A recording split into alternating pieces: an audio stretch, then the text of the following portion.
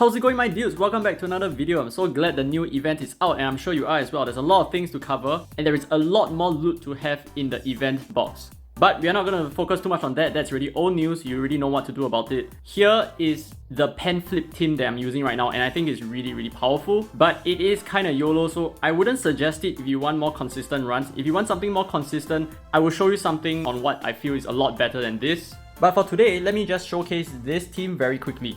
Okay, so as you can see, I am using Beretta and Rolf as the lead. This is a very YOLO comp. The survivability on this is really subpar. Rolf dies a lot, but that's not too much of a problem because most players now run either skill damage teams or pen flip teams. And if you don't know what pen flip is, it just means penetration power flip. And what pen flip teams usually have is a mounted, but honestly, if you do not have a mounted, I would still suggest you to use this. This is a lot stronger than a skill damage team. And because of these teams that are heavily run on the godly boss battle, most of the time your coffins are gonna break really fast. So I am quite comfortable using Rolf here, even though I would say that it is not as consistent. And of course, I am a pleb, that's why I'm using Kira as the lead. If you have an Eclair or you have a Targes, they are so much better than her. So for this build, Beretta and Rolf both have very similar skill gauges over here, 480 and 485.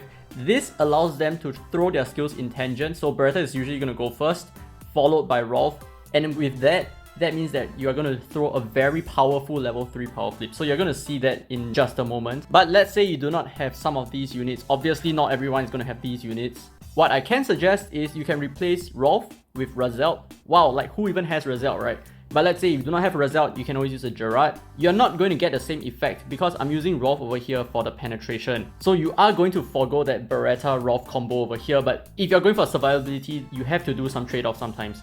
So yes, you can go for Gerard there for more sustainability. I'll show you who Gerard is. And here is Gerard's kit. Take damage in place of leader, and you add a little bit of dark resistance for this unit and you increase his HP a little bit. And he acts kind of like Faf as well, so 5 times he takes damage, he increases his dark resistance. So there's a little bit more protection against the boss. And with Gerard soaking damage for your leader is not going to go below 100%. And with that, you may opt for armaments such as the Obstructor, which increases the attack for light units so long as their HP is above a certain threshold. So this is going to be the generic setup, and if you do not have Byron, you can definitely opt for other penetration units such as Adil or Connor, who is not that good as a penetration unit for this team, but he still provides penetration as well. And this is the other team that I was talking about. This is a little bit more consistent. My HP is usually completely topped up, and with that we are going to be consistent with our DPS, which is always very important.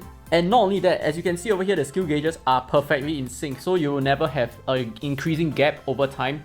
So your skills are always going to go off together at the same time. It is perfectly fine to have your attack buffs go before your skill goes. So you have something like attack buff from Razelt and Corina, followed by Beretta charging a combo, and finally you do a super powerful level 3 power flip. No time to waste, let's go. Here are the players that I'm running with. They are pups, so I'm not actually preparing myself for anything. You'll see that at the start, we are not going to do much because our skills cannot go off that soon. This is in stark contrast to, like, let's say you're running a Targes. Your Targes is going to go off really quickly at the start and he's going to keep charging his skills, so you're going to keep throwing like penetration a lot, and therefore penetration goes really well for warrior power flip, especially for this stage when the boss is so huge and you can hit a wide radius of his body just by flying around a map like that, and thus charging a lot of combos along the way. So as long as you get into a cycle of just penetration and power flip, you're going to keep charging your combo and repeating this cycle all over and over again. But do take note that Beretta's ability 2 that actually grants your team penetration is almost useless for this setup because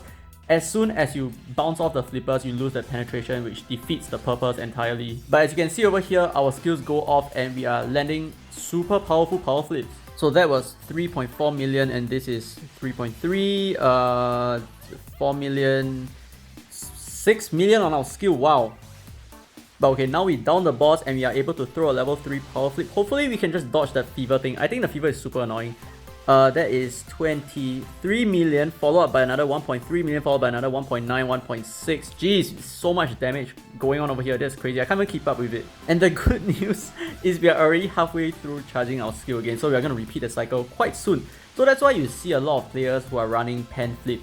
They're doing a tremendous amount of damage and it's incredible because they're not even running on manual. So this comp works so well and I think that a lot of you guys should just stick to it. I mean, honestly, I'm just using a Kira, right? I'm not even using like a powerful Netflix. I mean, okay, yes, I am running a ton of 5-star characters, super premium characters. And yeah, as you can see, my Rolf died.